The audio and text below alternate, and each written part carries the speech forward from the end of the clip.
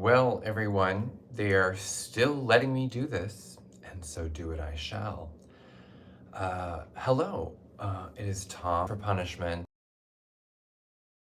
of New York City, and I'm here on day 3 of New York Comic Con in an extremely gritty state.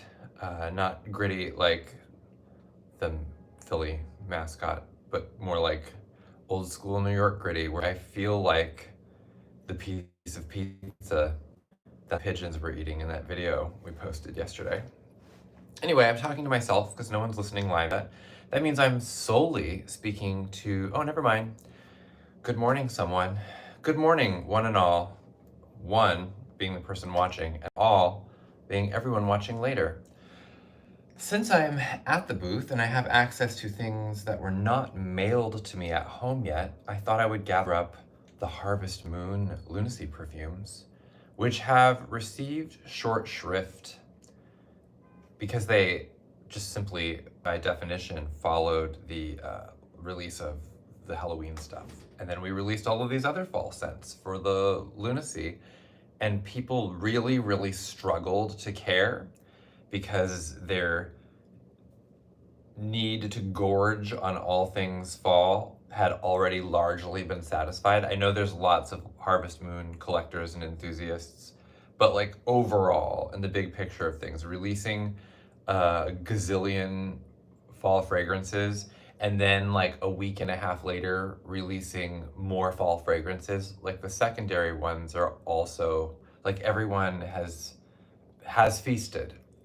But here they are, and I know we're going to be having a hunter coming out really soon, and it just seems like it would be a shame if the Hunter's Moon fragrances came out and we had not even really properly sniffed the Harvest Moon ones. So I'm sitting up here in my little rook's nest in the yotel, watching the hotel employees set up the furniture outside on the patio. What floor? How do I even get to that patio?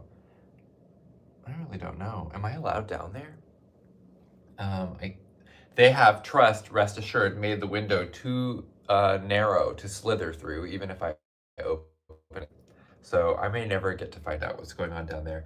But I thought before I descend back into the great digestive tract of the Javits Center to go smile and charm my way through New York Comic Con day 3, I could sit here and pleasantly inhale the Harvest Moon perfume and the duets, and I also have these snake oil variants that were released as hurricane relief fundraisers. So let's see if I get that far, because I had a coffee and it is struggling to keep up. The pace at the con is insane, and I don't even mean that in some sort of like figurative way. I mean that in the dysfunctional, out of harmony with life, unsustainable, collision course with disaster way, where day 1 on Thursday, I think, lulled us into a sense of this is all going to be fine. And then yesterday, day 2, it was like the shadow of the tsunami because more people were there, and suddenly everything was harder. Our like phone and Wi-Fi signal was worse. The bathroom suddenly seemed much farther away because it was so crowded, and the food lines were much longer, and it was like, ah, yes. And then Saturday, today, is when it properly hits, and everyone who couldn't come before because they work during the week. I mean, it's just Saturday. I don't have to explain to you why Saturday is an intense event day. So we're gonna get to see tons of people. We are all the way in the back of the Javits Center and in a nice little corner, which does mean that it's like a little off the beaten track in terms of the throng. We're kind of over here. So come see us, come say hi, come sniff the things yourself. You don't have to take my word for it. We'll have all of these little Harvest Moonies, and we have the past couple months, I think we have Deer Moon and Sturgeon Moon Lunacy items still there, including the woman standing in front of the setting sun perfume, which is one of my favorites from the year so far. So, let's see, it's 5:14, 5:15, that's how many minutes I've done, and I was telling Beth yesterday, I was joking that it takes me about 7 or 8 minutes to warm up when I'm filming, and unfortunately at that point, I've already been talking for 7 or 8 minutes. Oh gosh, it's an exposed feeling, but maybe we'll just sail into it and see how it goes. I at the booth today, I have a lot to look forward to. The pace after the con, let me tell you too, because it's every time I think after work, I'm gonna go back to my room, I'm gonna wash my face, I'm gonna put on a fresh outfit, and then I'm gonna go find something fun to do in the city. And instead, so far, I've had to go do something fun in the city that was direct from work. It's swish out of the convention center, flash down to the subway, stomp through the city, go do the fun, come back at almost midnight, half dead, and then just lay there in the dark with my head going wow, wow, wow, wow, wow, wow, wow, wow. And so we've smoothed out most of that. But what's crazy to me is this is what my life was like virtually every day when I lived here. And so it only takes 3 or 4 days to remind myself why that is no longer the case. Even though I did go see an extremely crazy show downtown at the Skirball Theater last night that was inspired by the music or the movie Showgirls. It was called Showgirl, and it was about the movie Showgirls, and it was bonkers. So, I'm doing New York stuff. I'm enjoying myself, but oh God, please send help. Okay, Harvest Moon. Oh, look, right at the 7-minute mark. Great, so I'm on track. I'm officially warmed up. Now that Eva can sing, I'm going to zoom in and make the text nice and large for my tired eyes. Harvest Moon 2024. We do, Drew Roush does our monthly perfume labels, which also serve as sticker designs. And I don't think I need to explain, I'll save explaining Lunacy for a time when I am home. But we do launch limited edition scents every month by around the full moon, which we have largely managed to keep on schedule with this year.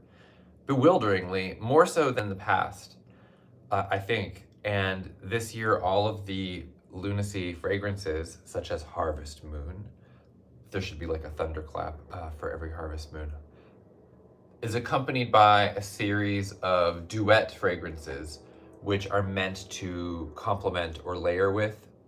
They're thematically and fragrantically tied to the parent fragrance, but these are also something you could enjoy completely on their own. Some people really like a simple scent. You know what you're getting. For example, this one that says campfire smoke and bay rum. What's nice about it is I don't have to look at the screen, and I don't have to think too hard about the larger aesthetic influences. There's not that much to unpack. It just becomes an interesting sniffing experience. And then, so this year we've got, for Harvest Moon, we've got 4 little companion sibling scents. Oh, sorry if that noise is loud. And there is a hair gloss, but just like yesterday, I don't have it. I don't have the hair gloss. I bet it's wonderful. So the Harvest Moon perfume says, a scarecrow's cologne, crunchy with hay and spattered with foamy, sweet soil, a cornmeal fougere. It's a good thing I already had oatmeal. A cornmeal fougere with patchouli root, clove bud, honey stout, roasted oats, fermented apple pulp, and bourbon cream. What I like about this is it contains lots of bits and pieces of things that I have already been enjoying from the Halloween series of scents this year. That's nice. There's familiarity to it. I mean, I think that you kind of know what you're getting with a little bit with a Harvest Moon perfume. And yet, the mysteries. Cornmeal fougere, I'll be the judge of that. So, foamy, sweet soil, foamy. The soil is foamy. It sounds so clean when the soil is nice and foamy, like it's been like tossed like a nice salad. Although there could be really dirty reasons why the soil is foamy. If your soil is foamy, please see a doctor. Okay, oh, okay. What is noticeably absent from this description is pumpkin, for example, because we have released 60 billion pumpkin fragrances lately, and I admire the restraint that Beth had here, because even the scarecrow illustration seems like it kind of has a pumpkin head, and I was expecting another pumpkin perfume. And there are so many, and it's funny because yesterday someone at the booth was looking for gourmands, and I was like grabbing gourmands for them, and I was looking at the Halloween stuff because there's so many good ones. And then after two, I realized that they said gourmand, they did not specifically say pumpkin. There are other notes. There are other gourmands. I had to remind myself. Not everyone who wants to eat fucking pumpkin. And then we got back on track, and I was able to help that person find something really nice. Fun convention booth story, and I'm not making fun of anyone, this is completely adorable, is that we have these scent recommendation cards where if there's a note you're looking for, like patchouli or a vanilla, we have a recommendation card with a list of scents that you can go and look at the stacks. And someone was asking about vanilla scents, and I think it was Ted handed them a vanilla scent recommendation card, and they immediately just like sniffed it, I think expecting that it would smell like vanilla, and we all just like, no one had ever smelled the card before, and we all giggled about that all day. It was very sweet. And it also is, I'm always looking at examples about how what we're doing makes a lot of sense to us, and for the most part to people who really know our stuff and understand the madness to our method, and then to other people, it's completely opaque, and they start from complete scratch, and some of them have never even purchased a fragrance before, not even just us, but like any fragrance. So getting to work with like the prima materia, the raw potential of like a person going on a fragrance journey is really fascinating, because I can anticipate a lot of their questions, prejudices, needs, but there's always some interesting rogue element where it's just like, okay, like we're really starting with the basics. And watching people light up when it clicks is really exciting. And I would think that even if I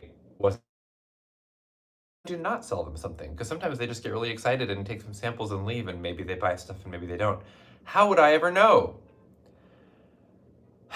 I mean, how I would know is they come back the next time we're here and they say, I bought this from you online and I love it. What else you got? So, oh, remember how I was sitting here supposed to be describing what I'm smelling? Like I opened it and you've seen me with it this close to my face, and I'm clearly periodically taking little breaths, but then I'm using that oxygen to blabber endlessly about work. Let's get back to the fun stuff. Also work for me. So, really delightfully sweet. I'm getting, the apple is like nice and bright, but it's very tempered compared to like the apple cider scents I was sniffing yesterday. It's a really interesting to me that I can smell the roasted oats in the bottle. It's oaty, and I think the oatiness contributes to the foaminess in the soil, and that it's just kind of like there's a light froth. It's not a strong dirt note. There's just and then I'm getting the clove. I've been wearing so much clove lately that it just stands right out to me. Honey stout, harder to track. Bourbon cream, I think I'm getting because I've been wearing the weenie, the dead leaves, burnt marshmallows, clove cream, and whiskey. And I know clove cream and whiskey is not the same as bourbon cream, but like the gap is bridged mentally. I can't really, I mean, I do think I'm smelling cornmeal. I do think I am. That doesn't mean that I am. It just means that I'm suggestible. But that can be a very cute quality, right? I'm just so permeable to influences. And I just think that's adorable of me. And I am getting a bit of a tangly patchouli fougere situation where there is, I like, a scarecrow's cologne is just very sweet. We have the Scarecrow Boy Toy fragrance from the Dr. Caligari series, which I love and which Ashton wears a lot. And there's that is also a scarecrow's cologne, but that's like a weird, dusty scarecrow that hides behind the garage and just like stares at you sometimes and doesn't talk a lot. Really kind of, there's like a menace. And this is actually just a lot more cuddly. As cuddly as someone with no, you know, bodily autonomy or even internal organs can be. So let's get some of this on the skin. Crunchy with hay. Yeah, the sweetness of the hay, I got that, I got you, yeah. I was like, yeah, the hay note, Hey. Just gonna, free associate word jazz at you while smearing fancy oils on my body, because that's just a normal way to start a day. I'm happy to see that there are some folks actually watching live. So it's like there are people with me now in the present. Get in there. I want to get close to this scarecrow. I want to know his mysteries. I want to discover his inner workings. It's the hard thing about falling in love with the scarecrow is you discover that the inner workings are troublingly simplistic. At least he has a job. Oh, wow. Okay. So on the skin, there really is a like light and fluffy soil note. It's there. It's dirty, but in a way, okay, so it's like, here's the thing. This is like a cornfield and scarecrow at night situation, like in a movie, like in a Leica movie or something, where it's all like picturesque and all of the elements are, even if they're like vaguely unsettling, are, pleasing and beautiful and vaguely reassuring. Whereas if you're in a real cornfield at night, it's like completely horrifying. Maybe it's like the lovely presence of the full moon overhead, like lighting things up. But I am getting hay and soil. Absolutely, I'm getting fougere more and more. The patchouli is very tempered, and it just adds a little bit to the grit and the rootiness of the scent. So there's a kind of a farmland element for sure. And then all of these lovely, more reassuring notes like the clove bud, the cornmeal, the oats, whatever, bourbon cream. I said whatever. I can't just skate through into whatever. Should I wait for the siren to pass? There's still carriage horses in New York. I thought we took care of this. I thought the carriage horse thing was done, and they were like, this is horse abuse. And then, of course, I don't know, is the carriage horse lobby like stepped in and was like, we have to have live horses in the city. They're still here. I just saw one pass by. Well, that siren is gone, and it gave me a chance to sit here with my oily knuckle and sniff, looking for honey stout. I think that I'm getting more of the stout and less of the honey, which is a good thing for me. This is not like a honeyed up scent. Really, the sweetness seems to be coming from like interestingly, like incidentally sweet things like the hay and the oats. It's just like a little kiss of apple, a little kiss of honey. And as it's drying on the skin, I really do see how this is a little more cologne-y than like a pastoral, atmospheric, like bringing a location to life, or, a comfort food style scent. There really does seem to be a kind of a character to it.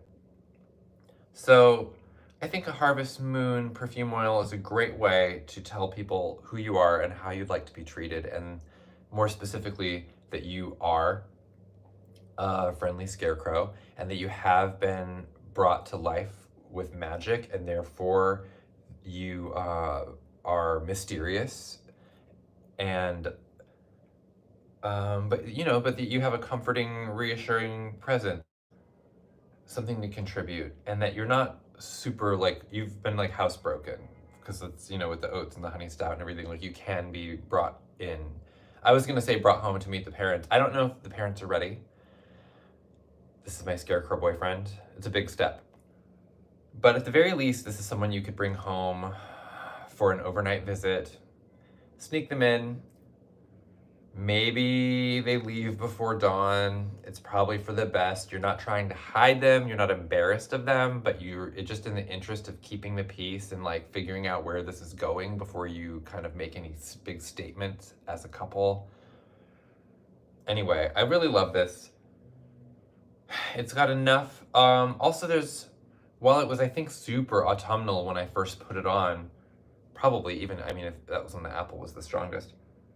There's something about this that, because of the fougere, I think, and the patchouli, there's like stuff going on here that is not specifically fall coated. And so therefore you could be a Harvest Moon scarecrow boyfriend for, I think, a lot of the year. So lovely. Now, aren't you curious to know what the companion scents for it are? I know that a lot of you already know because you remember when the scents came out and you read the list and you were like, no, no, no, no. But I'm here to help erase that memory, or at least invite you to a reappraisal. So let's just look and see, because I liked sometimes the duets specifically like more by themselves.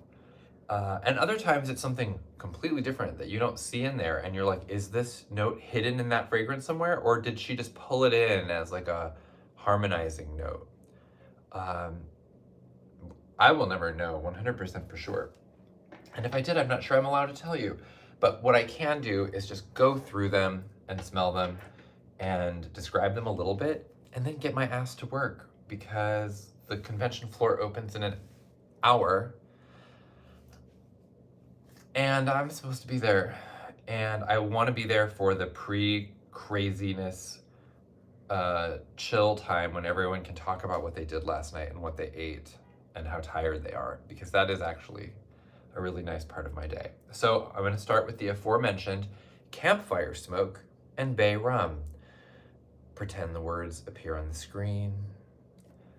I should get a little marker board or something, so because when we're doing live, I can't have I could download an app or whatever, there are web tools that will help me put like stickers on the screen that like flash text at you. I'd be much better off with like, I think, a whiteboard. So anyway, campfire smoke and bay rum. Oh, I'm imagining that this is going to be like sitting around the campfire with somebody ruggedly handsome who might be too shy to talk to me and make the first move, and I'm gonna have to be the one to do it. It's like the story of my life. Oh, wow, okay. Whew, okay. So I was expecting the campfire smoke to be like Halloween perfume, and it is very present, but it's interesting how the bay rum really just like shoved it to the side and is like, this is my show. There's like a black swan thing going on here, but like in a masculine way. I was gonna wonder aloud if there's like a masculine equivalent of the movie Black Swan, and I realized that I can't think of anything less interesting.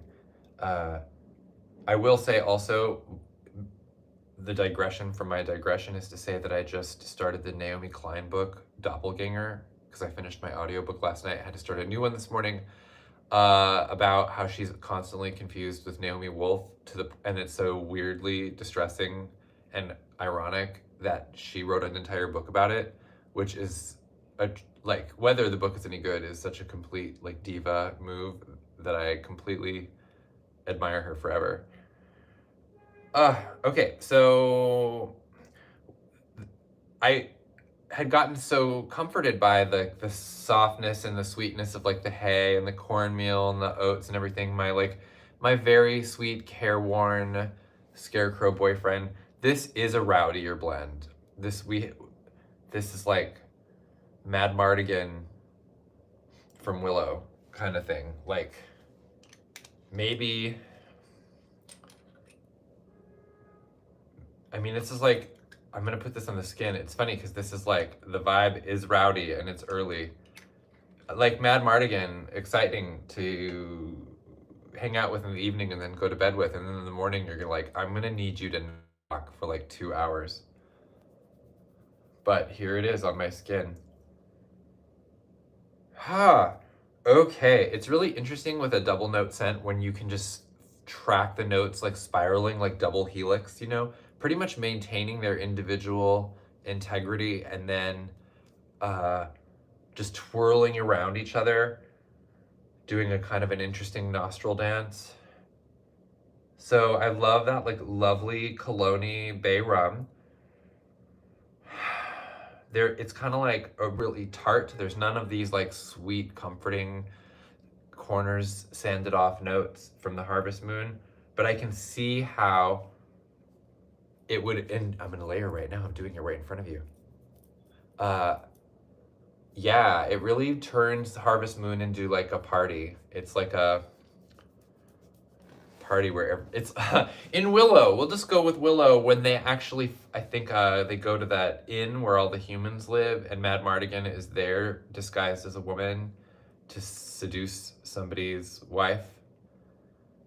If you haven't seen Willow, none of this makes any sense, but Val Kilmer is it's like Aragorn, but like with no leadership potential or people skills.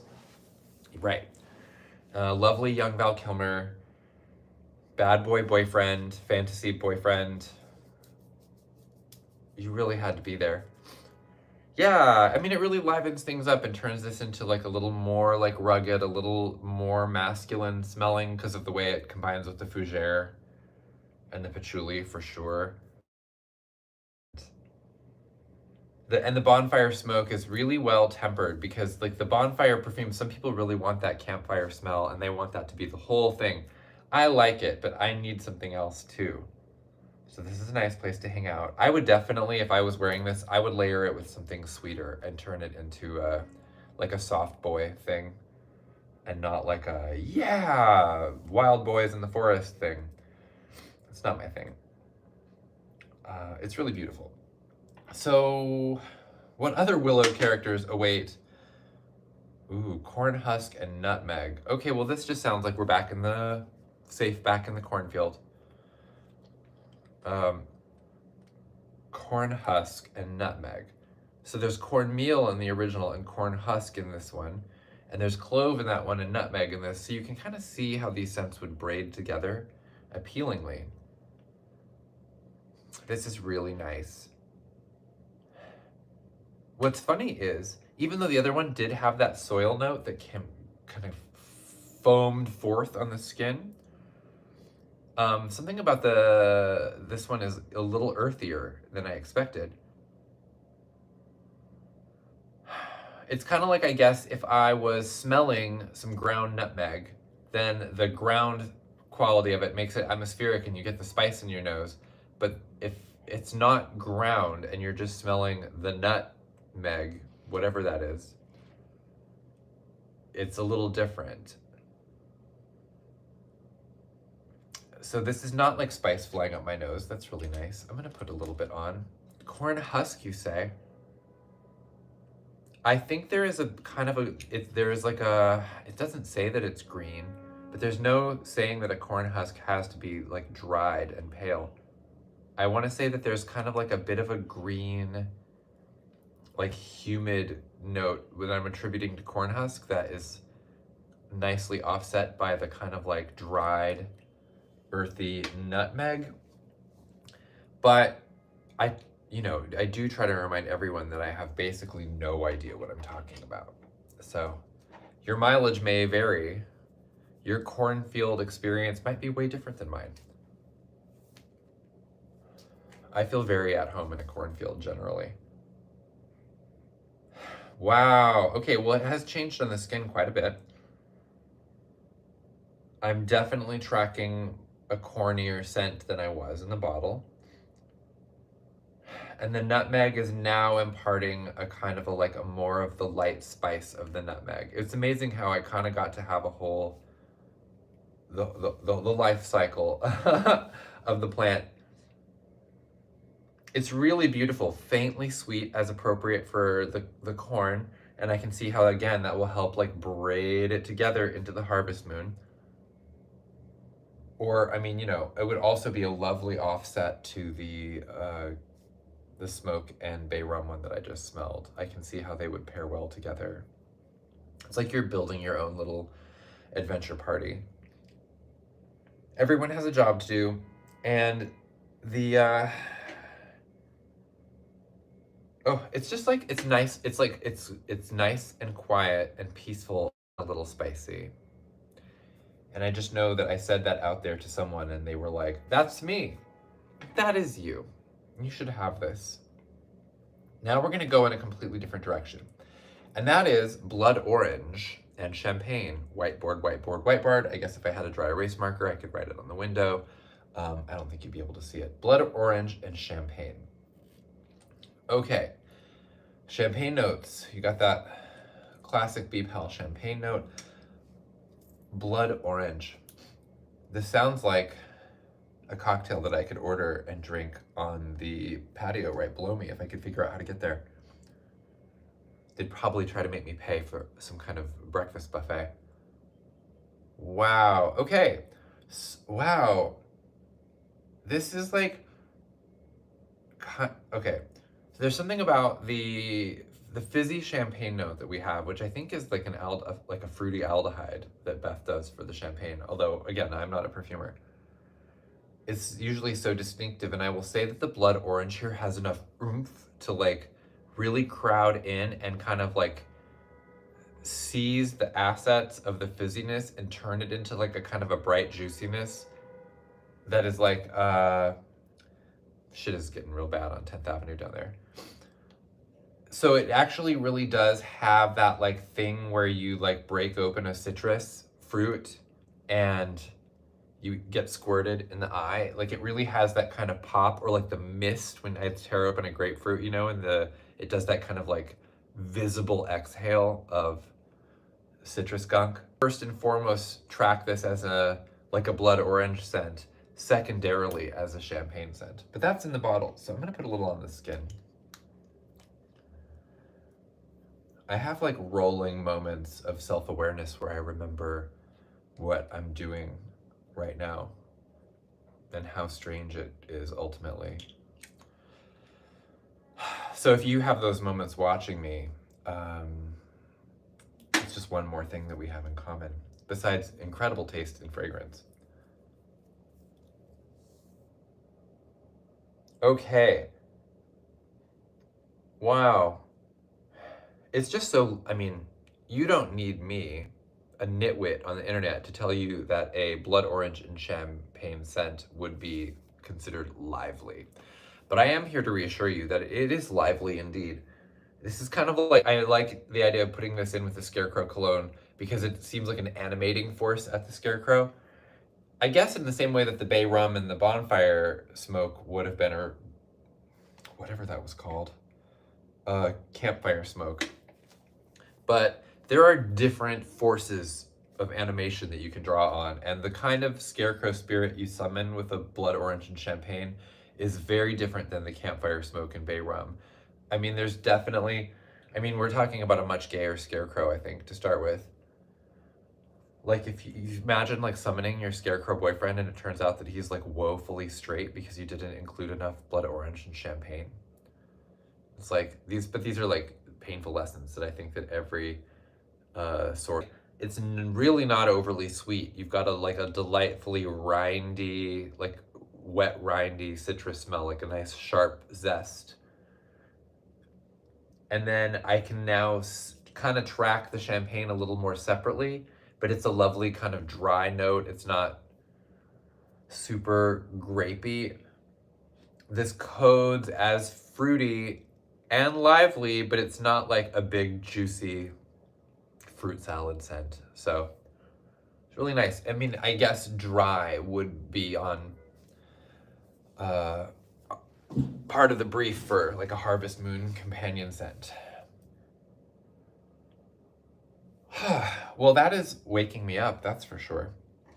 And we have one left. We just have one left. Now, here we are And we have the apple pulp and oats duet, which I feel like is what you feed your scarecrow boyfriend once you have duly animated him with your sorcery. I don't really know what's going to happen to the apple pulp and oats once it's in there. Maybe nothing good, but he is going to expect something. So now note that this is one where apple pulp is in the original, the Harvest Moon scent, and the oats are also. So you can see this is just kind of emphasizing one aspect of the parent fragrance that will change it. Ooh, wow, that is a smashed apple. Again, lively. There's something really just like, when so many of these notes are like dried out and like the life has been extinguished from something. It's so interesting to have something really juicy and alive. I am, of course, getting an oaty background on this, but that apple pulp just wants to play. It's so excited that I opened the bottle. It's like a bottle genie. But the only wish that it's going to grant is my wish to smell of apple pulp and oats.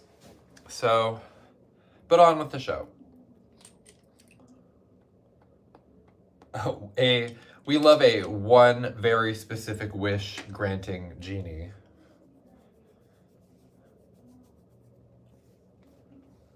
Ooh, okay. So, I mean, again, this has a wonderful natural sweetness. What I love about this is it manages to be surprisingly elegant, so no one's going to smell you and think that you just like dumped your oatmeal in your lap on your way to work. It's a surprisingly elegant apple, and it's just mellowed out with something soft and oaty. I can't tell how roasted the oats are because it says roasted oats and Harvest Moon, and this just says oats. This is like gonna make me irresistible to the city's remaining carriage horses. I'm gonna get eaten by a horse on my way to the Javits Center. But what a compliment to the perfumer. Wow. Okay. It's really interesting to see how have that lovely, like sharper quality, like a tartness, an appropriate tartness, and it helps like the two balance each other really nicely. I don't like, if I was getting oatmeal, and for example, and then putting apple in it, I wouldn't want some like baked cinnamon sugary apple glop in my oatmeal necessarily. I would want something to, contrast. That's me.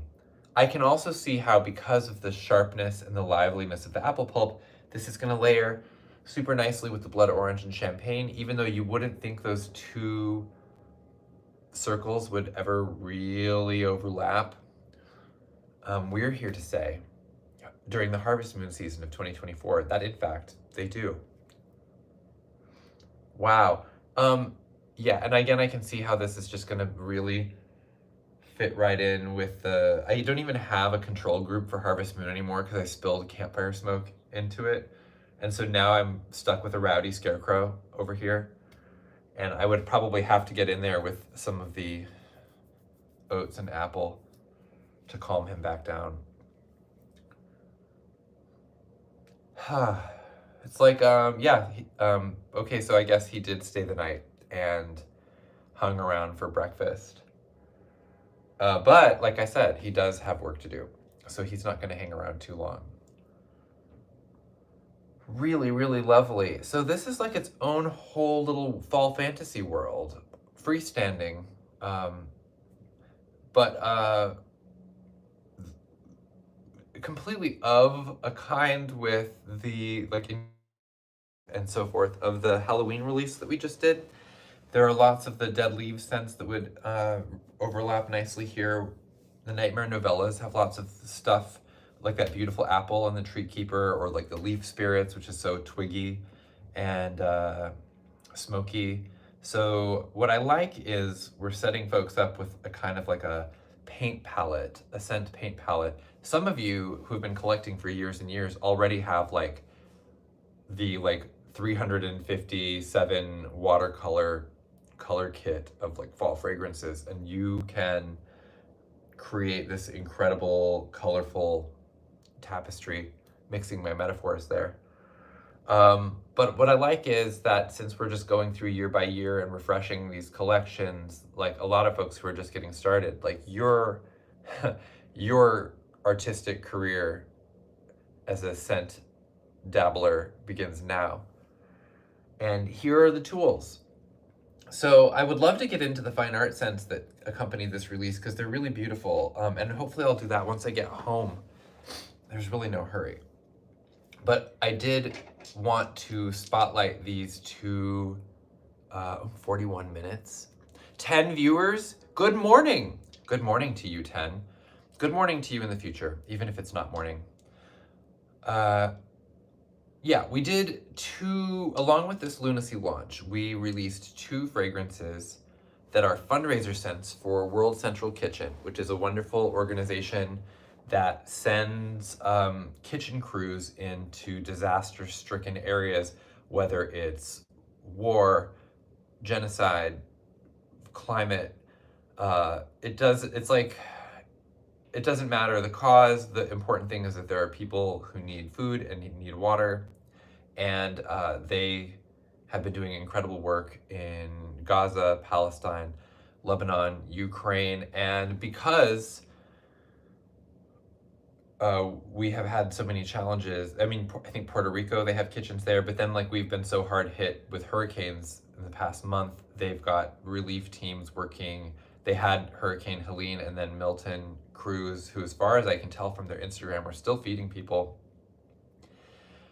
wherever the help is needed. So World Central Kitchen was we launched the Nourishment Wherever Needed fundraiser scents in response to everything that was happening in Palestine last fall, and they are still there and feeding. So what's great is that they are, no matter what, your scents are, the money from these scents is going to help someone somewhere who really needs it. So to that end, Beth has created two snake oil variants.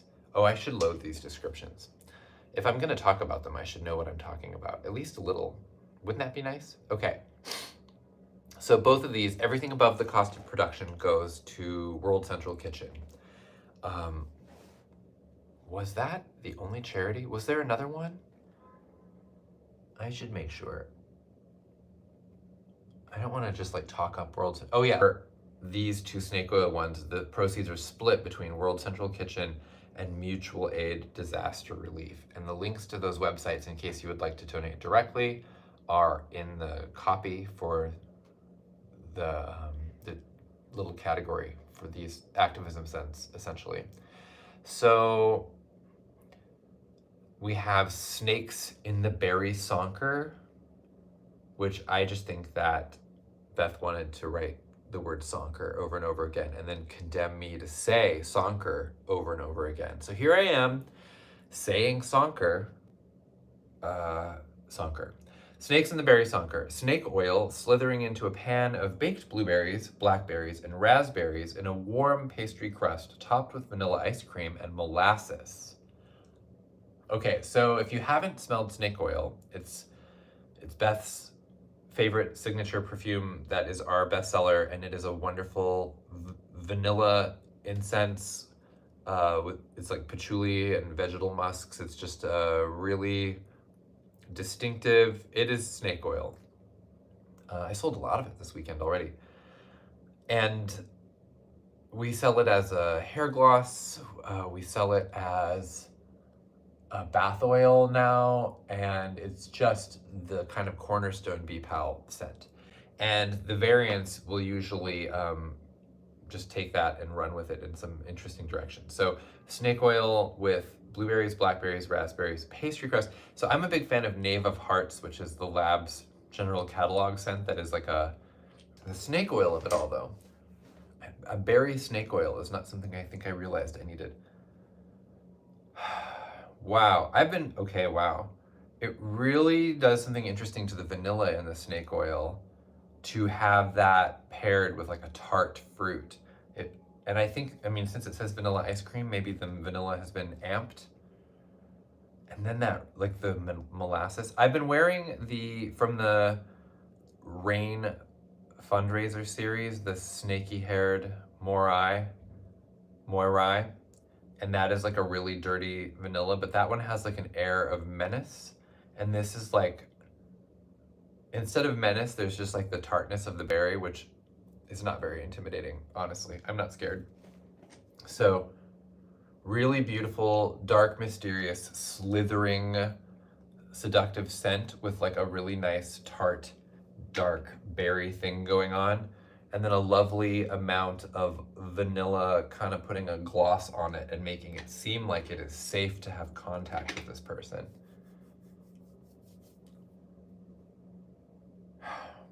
So the snake oil in this, once it's on the skin, is extremely familiar. It's like I'm smelling this and I'm like, that's snake oil with something extra. Because some of these, it seems like it almost becomes its own entire whole other scent. And this is really, smelling it, I'm like, this is snake oil with like an expertly woven dark berry accent. And I don't know how the molasses really fits in there, other than to say I can see how that would be like a very easily, like a companion to what's already in the snake oil, in terms of it being like kind of dark and sticky and resinous as it is. I think with the molasses and the ice cream really help bridge the gap to that, like, because the dark berry notes could be like a real left field kind of thing to try to smash in there. And those foodie elements really bridge that gap. And so it does end up kind of seeming like all of a piece. And the overall effect is, mentally just picture someone wearing snake oil, eating the berry sonker. That is the scent picture. Cool. Yeah, I would wear this. I love a dark fruit. I am a dark fruit.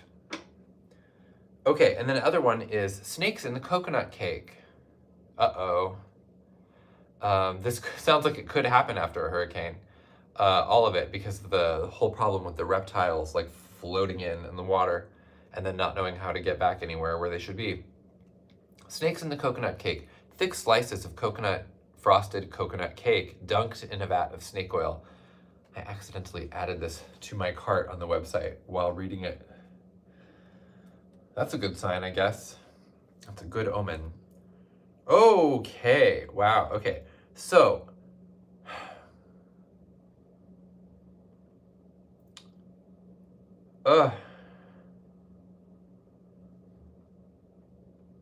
interesting.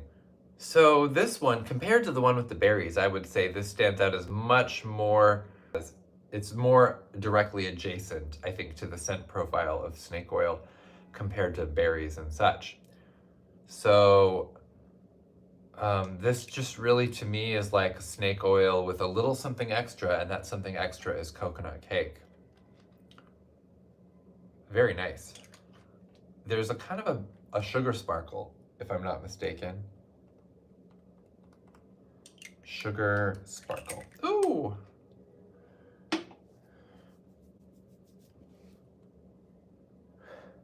Ooh, interesting. Okay, so, you know, those who've been following along know my fondness of the word oleaginous to describe a lot of the scents that I've discovered that I love, which is that when it smells like rich and oily. And it's great because the snake oil, because of coconut's effect here, the snake oil is oilier. It has this like really rich, like, which is like okay, so I love this about eating coconut cake, and it's also why you can't eat too much of it. It's so rich, and it has that oiliness, and you're eating it and you're just like, oh my God, the body is not made to handle this. But let me tell you, it's much easier to handle on the skin. Like, I'm not gonna have to go lay down and take a big nap after smelling this like I would if I was eating all the cake that I can hold. Where are you? Yeah, I drifted into scarecrow land for a second on the wrong part of my arm. I guess I need more. What I'm really trying to do, I mean, obviously search out like the difference and like what makes this like stand out. That's a big part of it. Coconut is a more subtle scent than a red berry.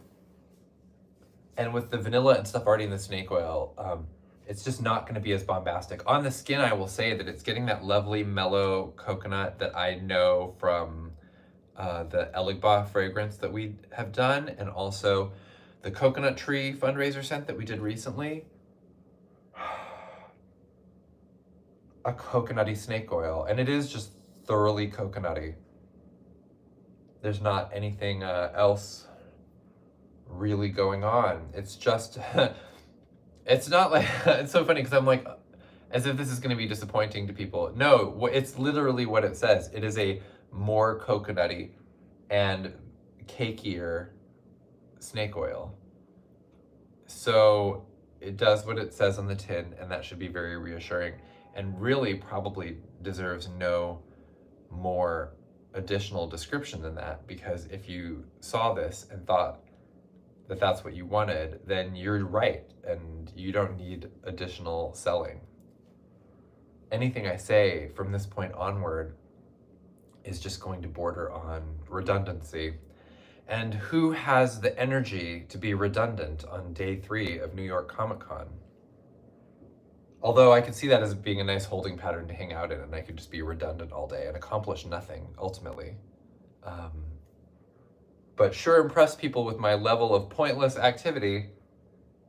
As this is going on, I'm like, it is interesting to see like that coconut thing emboldened on the skin. So I know snake oil's staying power means that it will hang out there for a long time, but really now the coconut is having its moment. It's almost as if the snake oil was dunked in a vat of coconut cake. But I didn't write the copy, and I didn't formulate the scent. And someone I saw just commented, wondering if we'll be able to do some interview stuff with Beth or Ted. And I'm not saying no to that, although I will say for live streams, it's very tricky because we do not live in the same place, and we are not staying in the same hotel. So even on the occasions like this where we're in the same city and working together, I can't live stream with them exactly. And that is if I could get Beth to submit to being on screen and talking extemporaneously, which hopefully sometime, I would love that, honestly. I'm not saying no because I don't want it. I'm saying I don't know how to make that happen, but I would love that too. And then in terms of Ted, I'm scared to live stream with Ted because no one ever knows what Ted is going to say. Is it safe to encourage Ted to hop on the live stream? I know why people would want that and enjoy it. Is it wise? I don't know. I would love to find ways to feature them online more, although I know that Beth's desire to be visible online is like less. And also, it's funny because like I would also say my desire to be visible online is less. But it's my job. In a way, I do that so that she doesn't have to, because I think if she had to, of course, it wouldn't really happen at all. So it's very tricky. Not everyone can bring themselves to do this very easily. It's a big thing mentally. And I understand that because there are days when it's a big thing for me to do mentally. Same with Galen. When Galen hopped on last week, because I kind of introduced it very playfully, and he was just excited to like maybe do it. But I know that like maybe 9 out of 10 times if I asked him, he would just freeze up and say like, please, I can't, I don't want to, I'm scared. And I have learned in my long life of challenging people to do things is that I like to be the person who tries to challenge people to do things. But if they decline to be challenged, I really need to respect that. And then just maybe try again later. Leave it open, leave the door open. So I will mention to Beth and Ted that folks would like to see them on here, or that maybe we could record a little thing, or if they're self-conscious, right, like if they're self-conscious about appearing live, maybe it would be better to just film a little thing. I'll work on it. And okay, so in the meantime, it's now been 55 minutes, and I need to wind down so that I can get this up and out of the way and trot my buns down to the Javits Center and then be fresh and lively and maybe have a second coffee. And then see some of you lovely people today or tomorrow. And for those who I will not see in person, I will just keep looking at you through the screen. It'll be me because I have contact lenses. I'm not good at holding eye contact. And I really appreciate everyone's well wishes, and I will try. We have some other new exciting things that I'm gonna probably live stream about tomorrow morning because I'm a captive. I ran away with the dark perfume circus, and now I have to sing for my supper into the camera. No. We have some exciting new things, and we will, that I haven't even announced online yet. This new artist collaboration, which I will be sharing stuff today on the grams and such. So keep an eye out, and if we have reached a saturation point in our relationship where you're just like tired of seeing me every morning, just know that when I get back to Los Angeles, this will not be happening every day. I'm not going to be an everyday live streamer. I'm going to be an as needed live streamer. So yeah, have a wonderful weekend, whatever you're doing, wherever you are. Oh, and I guess I could have done a little, here, look, there's the city. There she is. Gourmet Deli, still closed. People swimming in the swimming pool down there, still swimming. I don't think they're the same people who were swimming yesterday, because those people probably went home. That would be very tired if they were still swimming. But yeah, there's the whole city. And now I will go. So until next time, bye.